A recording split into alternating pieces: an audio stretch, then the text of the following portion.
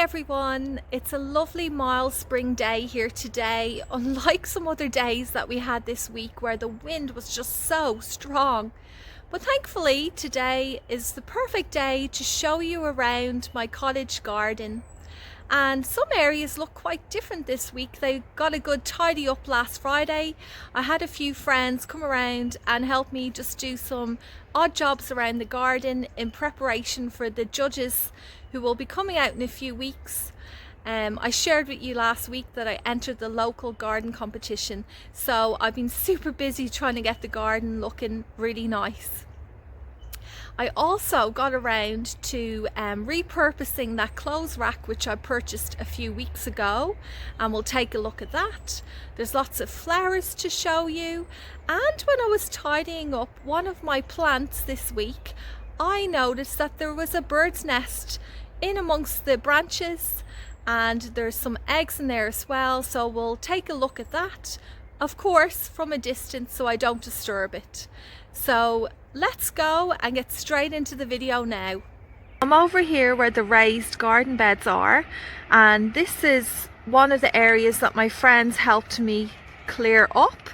So it was an absolutely huge job. It took us probably an hour, so I think there was 4 of us doing it, and there was a massive pile of branches and twigs, and we chopped them all up and moved them.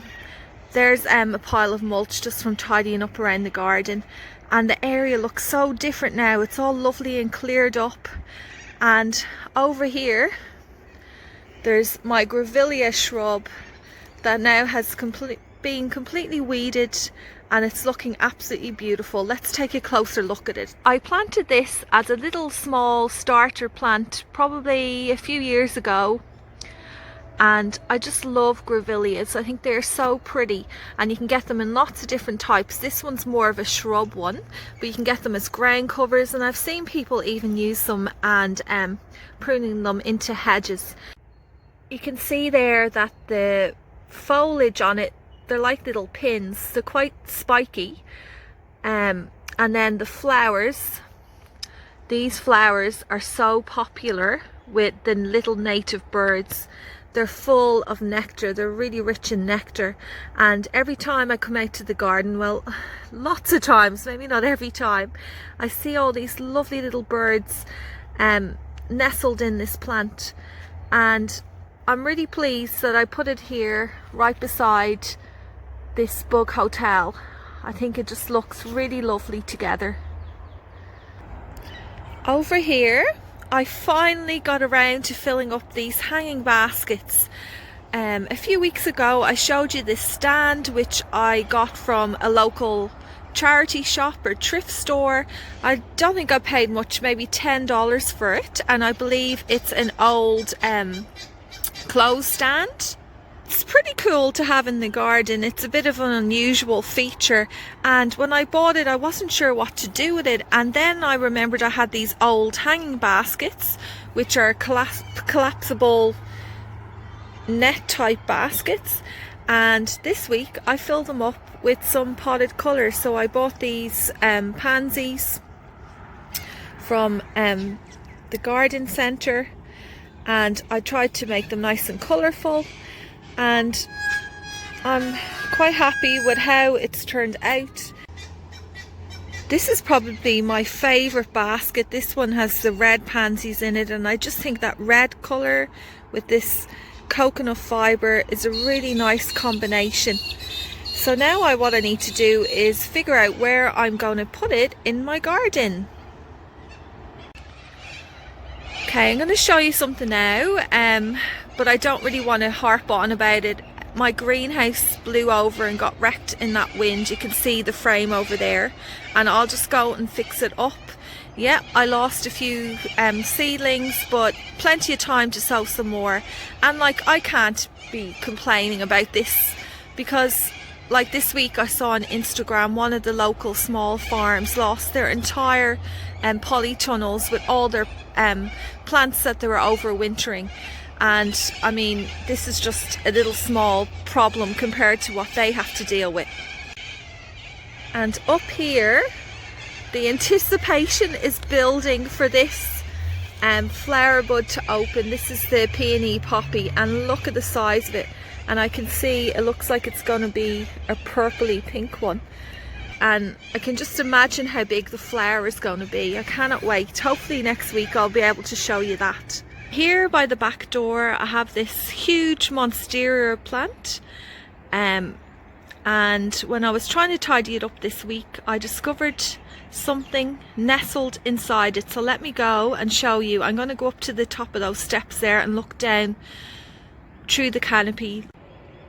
So I've kept a good distance, but if you have a look down there in the centre of the screen, you can see there's a little bird's nest with 4 little blue eggs. I've been keeping an eye out over the last few days, and I believe that this nest belongs to the common blackbird.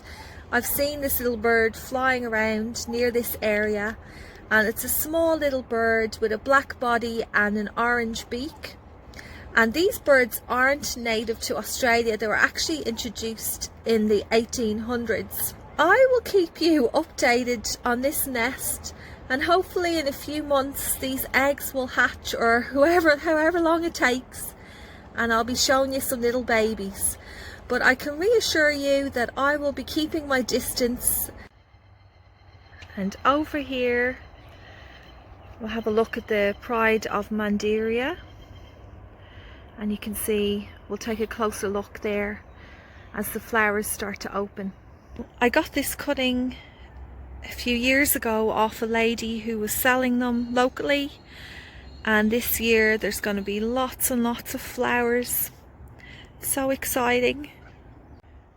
And you can see there the 2 more of the flower heads are starting to open up. So I need to do a bit more research on this plant, because the ones that I've seen growing in my local area seem to get quite leggy and muddy at the base. So I want to see how I can kind of prevent that and make it more of a compact kind of shrub. I don't know if it's possible, but that's something I'm going to research this week. But for this year, I think it's going to be in its absolute prime with all of these beautiful flowers. And over here by the front door, this is another little area my friends helped me out with, pruning this fern, which I believe it to be the Australian tree fern. And now that it's been cleared up, you can see this beautiful hairy kind of furry trunk, which is actually more of a rhizome, and it just makes such a lovely structural piece in the garden. I particularly love its long fronds, these here. And when these are unraveling, I don't think I can show you an example at the moment. They are just so pretty, all curled up. I just have to finish off this week's update here by the old cubby house, because look what's after happening this week. The jasmine is starting to open. Flowers everywhere, and the scent here is absolutely incredible. I'm going to head inside now in a minute, but before I do that I'm going to cut off some of these stems so I can bring them into the kitchen and enjoy them in there when I'm inside today. Thanks everyone for watching this week's garden update.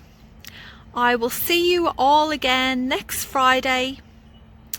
But until then, I hope you have a wonderful week ahead.